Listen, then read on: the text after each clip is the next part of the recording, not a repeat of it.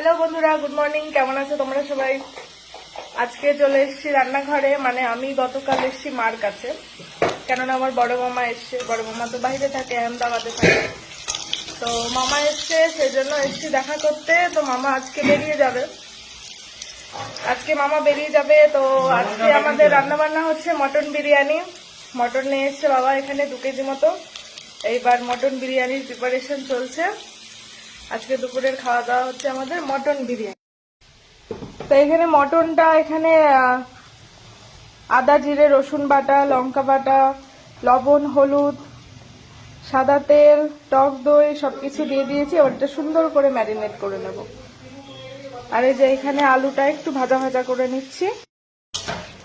এবার এটা সুন্দর করে ম্যারিনেট করে নিচ্ছি।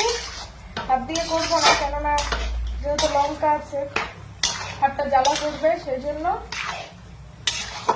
খুন্তি দিয়ে এটা সুন্দর করে ম্যারিনেট করে নেব। এবার এটা ম্যারিনেট করে রেখে দেবো 1 ঘন্টা। তাহলে এর মধ্যে বেশ মশলাপাতিগুলো মানে সুন্দরভাবে অ্যাবজর্ব হয়ে যাবে।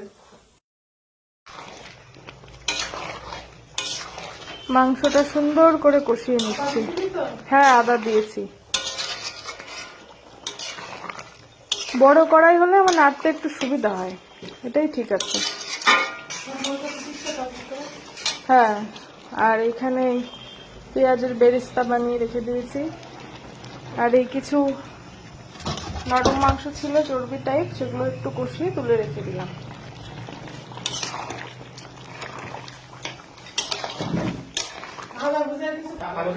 এই যে বিরিয়ানি রান্না কমপ্লিট।